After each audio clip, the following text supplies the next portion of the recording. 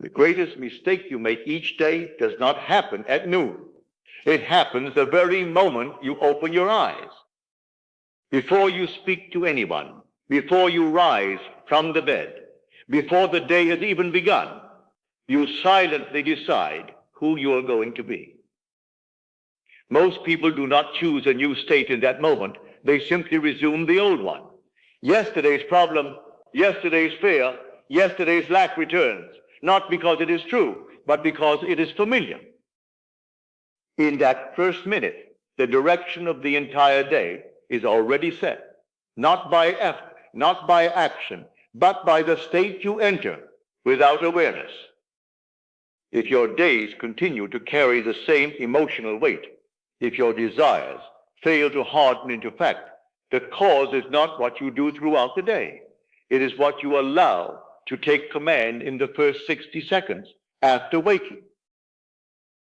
Tonight, I will show you how to reclaim that moment, how to interrupt the old man before he speaks, how to take possession of the day before it begins, and why that first quiet minute upon waking governs everything that follows. Most men believe the day begins when they rise from the bed, but the day has already been decided before the body moves at all. For the moment consciousness returns, the mind does not stand idle. It seeks its familiar dwelling place without command, without intention. It resumes the state most often occupied. This is why the same days repeat themselves. The same reactions arise. The same emotional tone colors the hours, not because life conspires against you, but because the state you return to upon waking is the one you have most frequently worn. The mind, left undirected, always returns to habit. It does not ask what you desire, only what you have practiced. Observe this carefully. When the eyes first open, there is a brief interval of neutrality, a quiet threshold where no judgment has yet been formed. But most men pass through it unconsciously. In that silence, yesterday is invited back, and the former self is seated once more upon the throne. And so the error is not in the events that follow throughout the day. The error lies in allowing the old man to speak first. For whoever speaks first in consciousness sets the tone that governs all that follows. To correct this, one must first understand how the mind is meant to be arranged before the day begins. The mind was never meant to be left to chance. It must be arranged deliberately and gently before the day is permitted to unfold. This is why I have said that one does not begin the day at breakfast, nor at the door, but in consciousness itself. For the state you occupy in those first quiet moments becomes the pattern the world must echo. Life does not respond to your plans, nor to your intentions formed later in the day. It responds only to the position from which you view yourself, as within, so without, as in consciousness, so upon the screen of space. If, upon waking, the mind is allowed to drift back into yesterday's concerns, yesterday's fears, yesterday's unfinished conversations, then the day is already claimed by the old state. The body may rise, but the man has not changed, and the world, being faithful, must mirror him accordingly.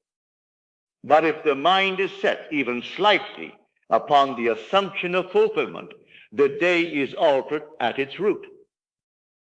You are not attempting to force events, nor to compel outcomes. You are simply choosing the state from which all events must proceed.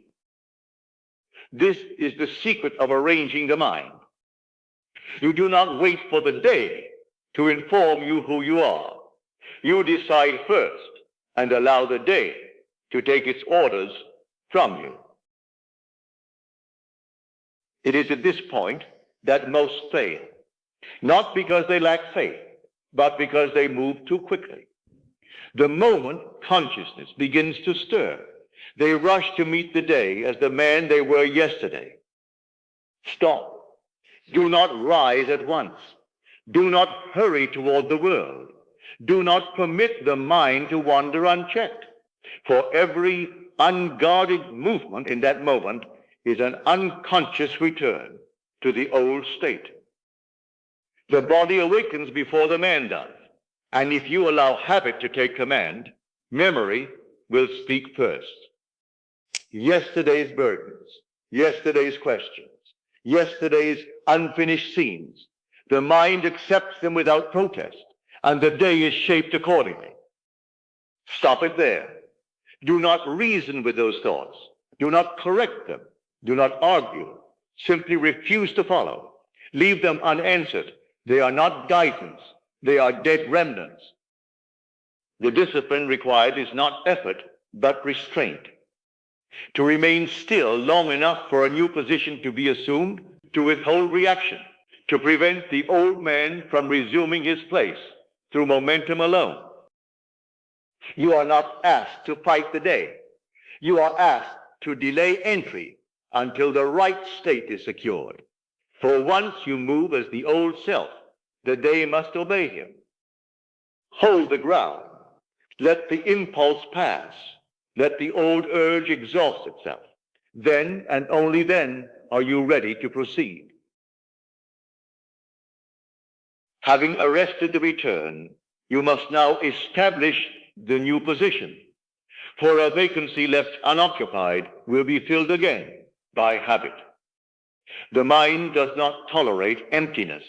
It demands direction. You do not search for words.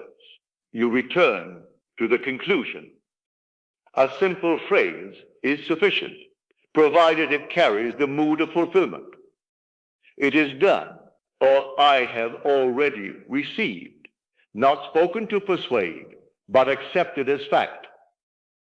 As you accept it, attend not to the words alone, but to their effect. Let the shoulders fall. Let the jaw loosen. Permit the breath to lengthen of its own accord. The feeling you seek is not excitement but relief, the quiet assurance that nothing further is required. This is the moment of impression. The words are the key, but the feeling is the door. When the body yields, the state takes hold. Without this yielding, the words remain empty sounds. Do not repeat the phrase to convince yourself. Repeat it only until the mood matches the declaration. When the inner pressure subsides, you have entered the state. That ease is the sign. Remain there briefly, not to visualize, not to plan, but to familiarize yourself with the tone of completion. This is how the mind is arranged. And when you rise from that stillness, the world will offer its first response, not in change, but in how you meet it. When you rise and move again into the day, do not look first to the world for confirmation. The outer scene may present itself exactly as before. The same letters upon the table, the same faces, the same circumstances calling for attention. But you will meet them from a different center, and this difference is your first evidence. Observe carefully. Where there was once a tightening, there is now space. Where there was urgency, there is composure. The problem may still stand before you, yet it no longer commands you. Its voice has softened. Its authority has diminished. This altered reaction is not accidental.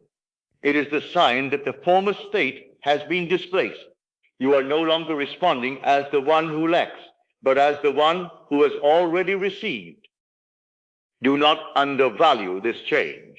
The world always follows the inner shift, never precedes it. First comes the rearrangement of consciousness. Then, in its appointed hour, the rearrangement of circumstance. Remain faithful to this new posture, not to effort, but by recognition.